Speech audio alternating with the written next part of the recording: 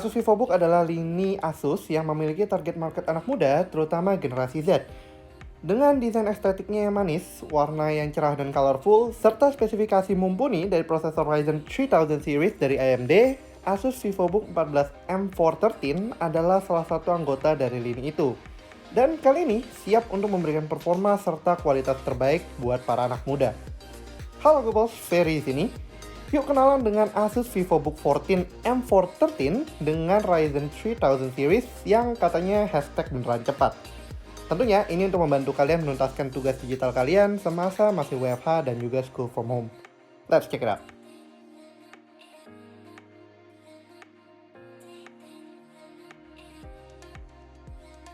Kita mulai dari desainnya.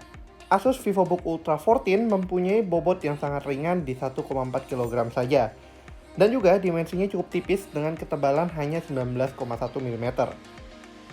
Build-nya cukup tangguh, tapi memang soal tipis dan ringannya ini yang bikin gue jatuh cinta. Di sini warna yang gue punya namanya adalah Bespoke Black. Cocok banget buat kalian yang mau tetap kalem, tapi juga tetap elegan dimanapun kalian berada. Opsi warna lainnya adalah Cobalt Blue, buat yang lebih pengen warna yang sedikit lebih menantang dan juga cukup cerah. Bahan utama dari bodinya adalah aluminium alloy dan di sekitaran bezelnya ada bahan plastiknya. Sebagai tambahan di build-nya ini, untuk bagian top covernya ada space yang cukup luas. Nah, buat apa sih space yang cukup luas ini? Space ini bisa kalian manfaatkan untuk menempelkan stiker favorit kalian atau menggunakan stiker yang sudah disiapkan oleh Asus. Tujuannya sih ya biar lebih berwarna aja top covernya dan nggak mainstream seperti laptop lainnya. Ketika dibuka untuk digunakan, kita langsung disambut oleh keyboard yang untungnya sudah backlit. Ini mempermudah mengetik dalam kondisi minim cahaya. Selain itu untuk travel key-nya cukup oke dan masih nyaman digunakan untuk mengetik dalam waktu yang cukup panjang. Katanya jarak 1,4 mm yang dimiliki Asus di sini adalah sweet spot yang paling tepat. Yang menariknya dari keyboard si VivoBook ini dalam seluruh seri dan SKU-nya adalah adanya estetika yang nggak biasa, yaitu tombol Enter-nya yang memiliki aksen warna yang berbeda, yaitu kuning kehijauan atau seperti warna lime. Katanya Asus sih, ini biar beda dan mencolok aja secara estetika. Selain itu masih ada juga tombol function dan juga home, page up, page down, dan juga end. Ini merupakan sesuatu yang cukup inovatif karena biasanya size keyboard seperti ini tidak memungkinkan tombol ekstra ini untuk diikutsertakan. Beralih ke soal I/O ports-nya. Port yang dimiliki oleh Asus VivoBook Ultra 14 ini tergolong cukup lengkap. Di sebelah kanan ada dua buah USB 2.0 ditemani juga dengan slot microSD.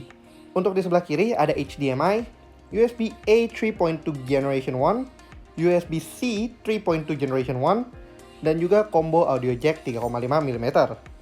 Dan kelengkapan ports ini seharusnya lebih dari cukup untuk menuntaskan pekerjaan kalian. Untuk HDMI-nya sendiri juga sudah memiliki output support hingga 4K. Sayangnya USB Type-C-nya belum mendukung Thunderbolt 3 dan juga belum mendukung power delivery.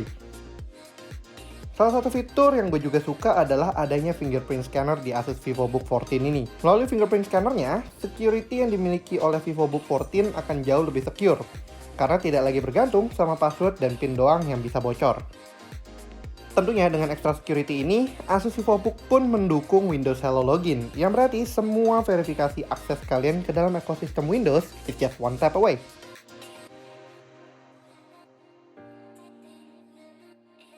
Di soal display, si VivoBook Ultra 14 ini juga cukup menawan. Dengan teknologi Nano Edge Display, VivoBook 14 mampu membuat bezelnya cukup tipis dengan ketebalan hanya 5,75 mm saja. Dan ini disematkan dalam screen to body ratio 84%. Untuk resolusinya memang masih Full HD 1920x1080, akan tetapi ada satu fitur yang cukup menarik namanya Asus True to Life. Ini memungkinkan displaynya untuk meningkatkan kualitasnya menjadi lebih baik, terlebih lagi dapat mengurangi blur motion. Selain itu si True to Life ini juga meningkatkan kualitasnya di soal kontras dan juga saturation. Lalu ke soal spesifikasi. Disinilah dimana VivoBook Ultra 14 M413 ini bisa dibilang daily driver yang cukup powerful. Ada beberapa aspek spesifikasinya yang menurut gue menjadi strong point dari M413, yaitu penggunaan AMD Ryzen 3000 series. Di sini gue memakai yang model dengan SKU Ryzen 3 3250U atau 3250U dengan Radeon Vega 3 graphics. Ryzen 3 ini sudah menggunakan arsitektur Zen 14nm dengan 2 core 4 thread yang gue bilang cukup powerful.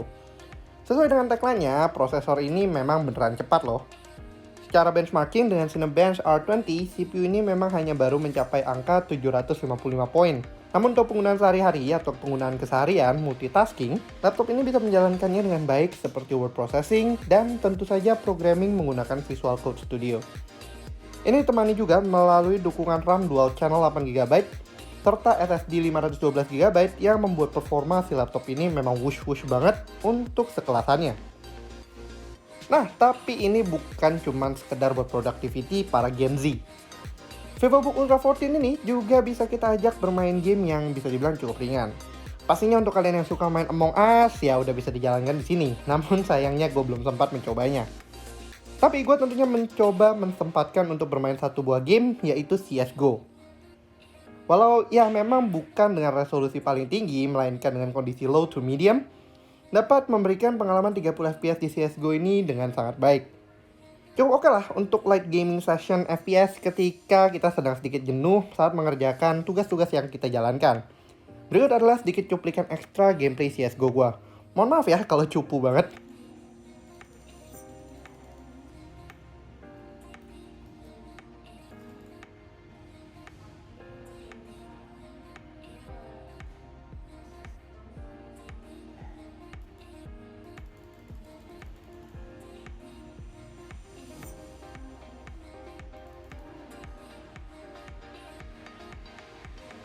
Ngomongin soal battery performance, ya tentu saja baterai yang dimiliki Asus VivoBook ini adalah sebesar 42 Wh 3 cells.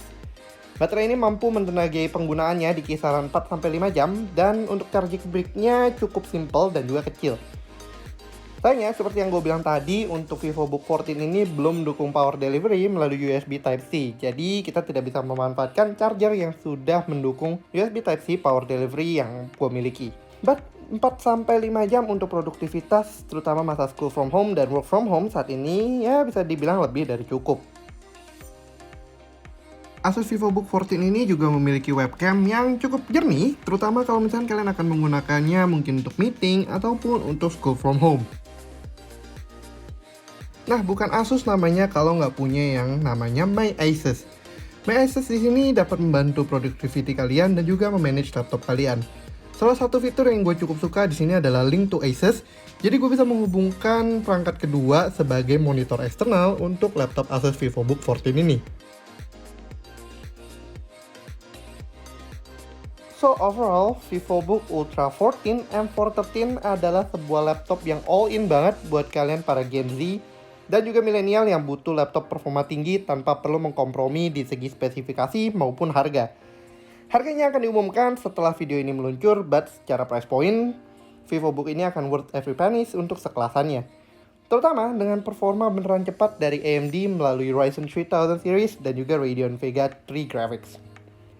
Oke lah, sekian dulu untuk video kali ini, dan tentunya kalau kalian suka videonya jangan lupa untuk di like. Kalau kalian punya pertanyaan langsung aja tanyakan di kolom komentar di bawah, dan kalau kalian belum subscribe, langsung aja klik tombol subscribe serta aktifkan lonceng notifikasi biar kalian gak ketinggalan sama video kita berikutnya. Thanks for watching, and as always, stay safe, stay healthy, and have a nice day. Ferry signing out. Bye-bye.